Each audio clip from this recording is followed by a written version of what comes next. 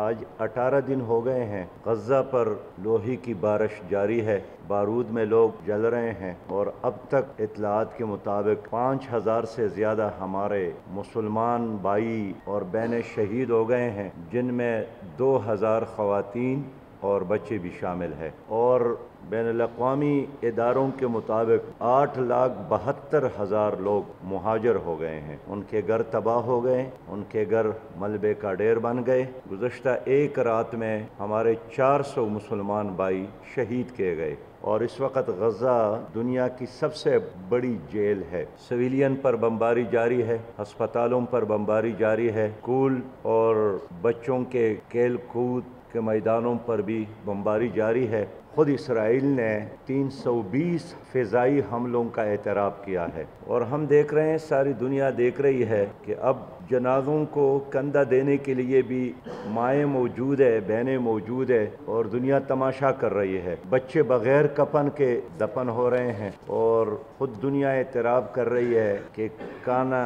ختم ہے، پانی بند ہے، دوائی نہیں ہے، اور ایک بڑی تعداد میں لوگ ان عمارتوں کے ملبے تلے موجود ہے، لاشیں ہیں اور زندہ لوگ ہیں، نکالنے کا کوئی انتظام نہیں ہے۔ ان مظالم میں ایک طرف اگر اسرائیل ہے تو ان مظالم میں امریکہ 100% شریک ہے، اس لیے کہ 7 اکتوبر کو بغیر کسی معلومات کے امریکہ نے یک طرفہ طور پر اسرائیل کے ساتھ دینے کا اعلان بھی کیا، اور پھر وزیر خارجہ کو 3 بار تل ابیب بھیجا، اور انہوں نے بھی کہا کہ میں ایک وزیر کی حیثیت سے نہیں بلکہ ایک یہودی کی حیثیت سے یہاں پر موجود ہوں۔ اس کے بعد بائیڈن خود گئے اور انہوں نے مزید تبکی دی، اور اس وقت سب سے زیادہ عسکری تعاون کرنے والا ملک بھی اسرائیل کے ساتھ امریکہ ہے۔ جنگی اسلحہ دیا ہے 3.8 بلین کا، اور مشرق وسطیٰ کے ممالک کے لیے جس امداد کا 105 بلین ڈالر کا اعلان کیا تھا،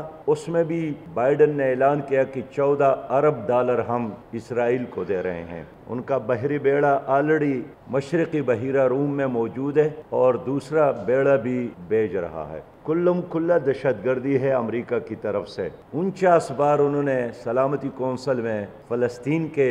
حوالے سے قراردادوں کو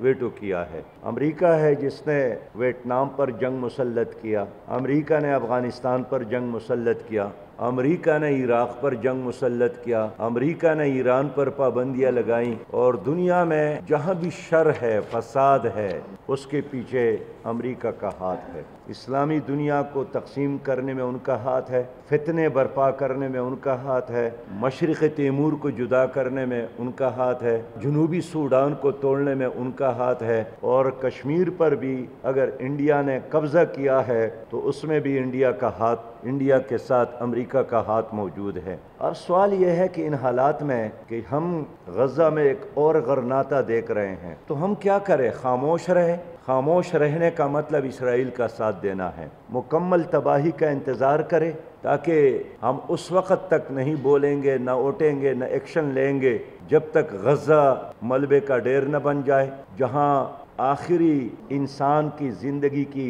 ہچکی ختم نہ ہو جائے۔ اب غزہ کے لوگ کرے تو کیا کرے؟ ان کے لیے 3 آپشن ہیں کہ کیا وہ یہودیوں کی، اسرائیلیوں کی غلامی قبول کرے، کیا وہ اپنی بستی کو، اپنا ملک، اپنا وطن اسرائیل کے حوالے کرے، یا وہ مزاحمت کرے۔ تو انہوں نے غلامی کی بجائے اور گھر چھوڑنے کی بجائے مزاحمت کا راستہ اختیار کیا ہے۔ لیکن افسوس یہ ہے کہ ان حالات میں ہمارے حکمرانوں نے اب تک غزہ کے ساتھ دینے کا اعلان نہیں کیا۔ کاش ہمارے مسلمان حکمران اس کا جواب دیتے، ان ماؤں، بہنوں اور بیٹیوں کی چیخوں پر لبیک کہتے۔ کوئی تو محمد ابن قاسم بنتا، کوئی تو صلاح الدین ایوبی بنتا، کوئی تو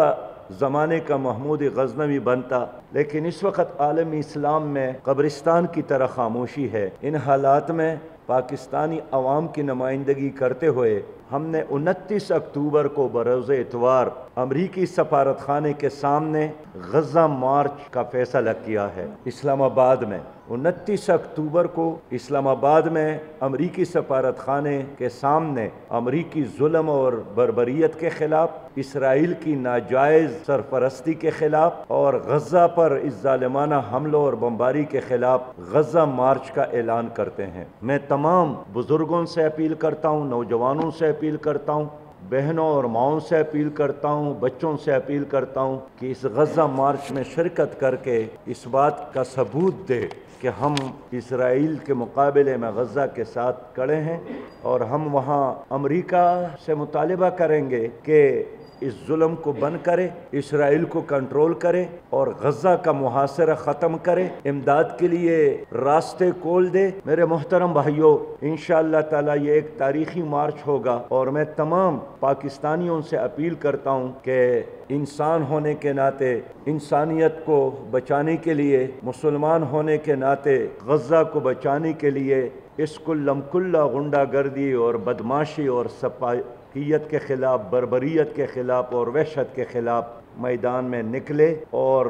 गज़ा को बचाने की जदोजहद में अपना हिस्सा और अपना किरदार अदा करे। हमने 17 अक्टूबर को इस्लामाबाद में कौमी अल-कुद्स कॉन्फ्रेंस का इनेकाद भी किया, जिसमें हमने तमाम सियासी जमातों को दावत दी और उसमें तकरीबन तमाम सियासी जमातें शामिल भी थीं। फिर उसी कॉन्फ्रेंस में एक अल-कुद्स कमेटी हमने बनाई। राजा ज़फ़रुल हक़ साहब, जनाब लियाकत बलोच साहब, पीपल पार्टी के नियर बुखारी साहब, JUI के अब्दुल गफूर हैदरी साहब, PTI के बैरिस्टर सैफ साहब और इस तरह बाकी लोगों को भी शामिल किया। उसका मकसद यही था कि यहाँ इस्लामाबाद में जितनी भी सफ़ीर मौजूद है उनसे मिले और उन ममालिक को यही पैगाम दे कि गज़ा को बचाने के लिए अपना किरदार अदा करे। इस सिलसिले में उन्होंने, इस कमेटी ने अपना काम शुरू किया है। सबसे पहले उन्होंने तुर्की की सफ़ीर से मुलाकात की, आज ईरान की सफ़ीर से मुलाकात है और इस तरह चाइना, रूस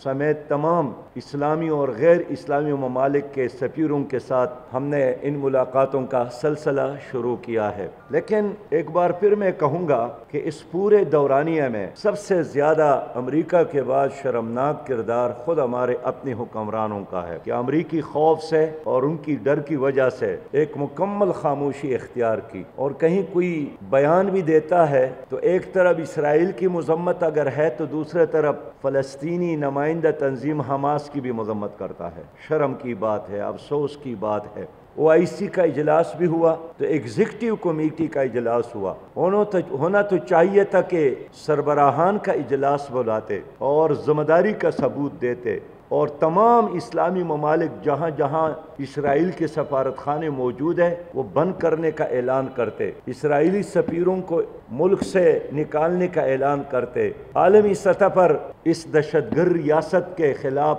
अपनी मुहिम का आगाज़ करते। और हमारा यही ख्याल था कि ये सोशल बाइकाट समेत इक़्तिसादी बाइकाट का ऐलान भी करेंगे, उन तमाम कंपनियों के मसनूआत का बाइकाट करेंगे जो किसी लिहाज से इसराइल की जुल्म और जबर में शरीक है। लेकिन OIC के एग्जीक्यूटिव कमेटी ने कोई ऐसा काम नहीं किया और सिर्फ कागज़ पर एक करारदाद लिखकर पता नहीं कहाँ भेजा और कहाँ नहीं भेजा। तो जमात इस्लामी ने एक तरफ अवामी सतह पर UNO और UNO के सेक्रेटरी जनरल के नाम एक पिटीशन भेजने का सिलसिला शुरू किया है और ये अब 1 लाख तक पहुँचने वाला है और हमारा इरादा है इंशाअल्लाह कि इसको हम 1 करोड़ तक पहुँचाएंगे। और जो हमारा UNO के सेक्रेटरी जनरल है उनसे यही मुतालिबा है कि आलमी सतह पर इसराइल को इस जुल्म और जबर से मना किया जाए, मुआसरा ख़त्म किया जाए, गज़ा को दोबारा आबाद किया जाए और बैनुल-अक़वामी सतह पर इसराइल को एक दहशतगर्द रियासत करार दिया जाए।